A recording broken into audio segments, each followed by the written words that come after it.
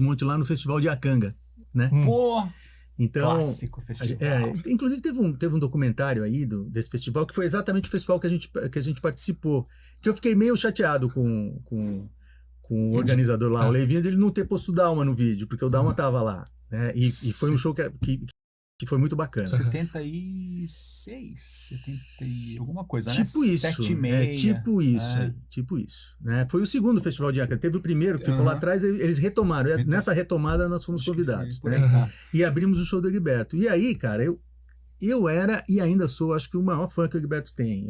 É um cara que foi muito importante na minha formação, né? Como referência. A música dele sempre foi uma referência muito forte para mim. E aí, cara, eu conheci o Egberto pessoalmente. E o Egberto chamou a gente para tocar no quarto dele. Ah, vamos tocar um pouco antes do show e tal. E fomos lá tocar com ele. E tudo que ele puxava no violão eu conhecia e tocava junto. Porque eu tinha tirado tudo dele. Né?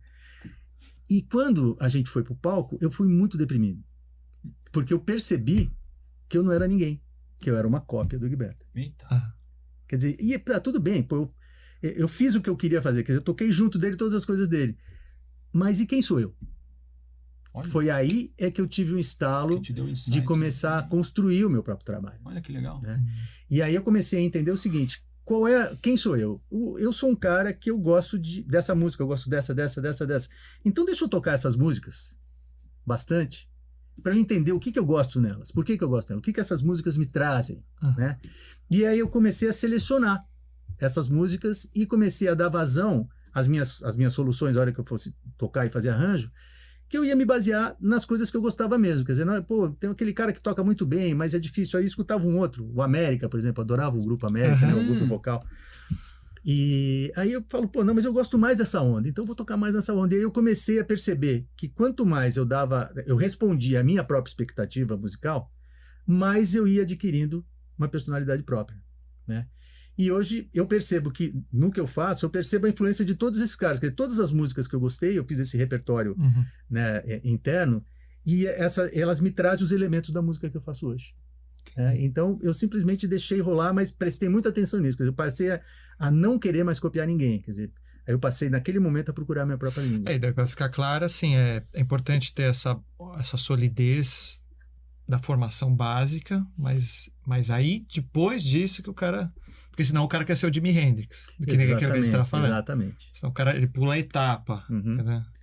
Então, e foi muito importante. Esse dia, eu lembro desse dia como se fosse hoje. Assim, foi a grande ruptura que eu tive no começo da minha busca por uma linguagem pessoal. Né? Eu comecei a entender que qualquer coisa que eu fizesse buscando copiar alguém, eu estava sendo apenas uma cópia. Né?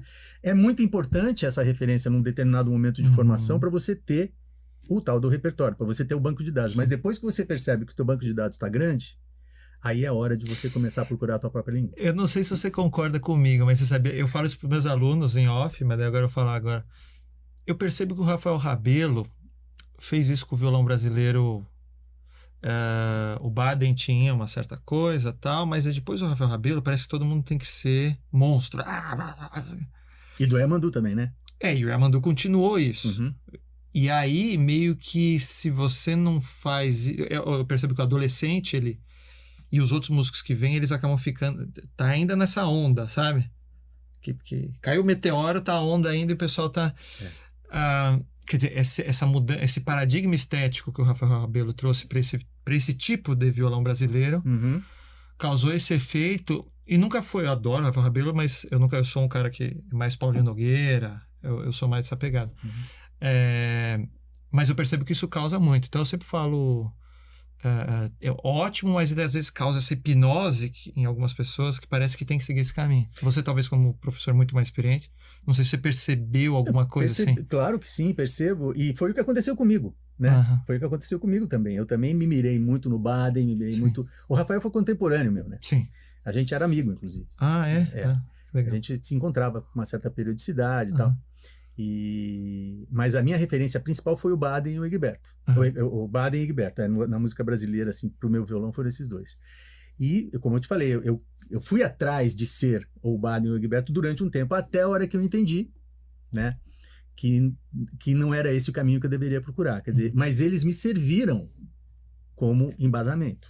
alicerce, então, alguma coisa. Exatamente. O fato de eu tocar as músicas deles, de buscar, é um primeiro momento, né? Sim. Agora, eu acho que esse primeiro momento é muito importante. Só que o grande segredo é você saber se desligar disso para depois começar o segundo momento, que é a busca de você mesmo, né? E esse momento muita gente não embarca nessa fase do trabalho, porque se sente mais seguro ali, né? Porque quando você entra num caminho que você mesmo não conhece, dá medo. Né? Havia aquela história, pô, será que as pessoas vão gostar do que eu estou fazendo? Sabe, será que se eu botar essa frase de rock and roll aqui, essa frase de blues nesse arranjo, será que o pessoal não vai meter o pau, né? A gente tem esses fantasmas no começo, eu acho que todo mundo tem, principalmente quem estuda em escola, porque a escola, ela tende a enquadrar você dentro de um princípio, que é o princípio daquele pessoal que está ali dentro. Então fica mais difícil de você romper com aquilo e assumir a liberdade de ir para um outro caminho, né? E eu acho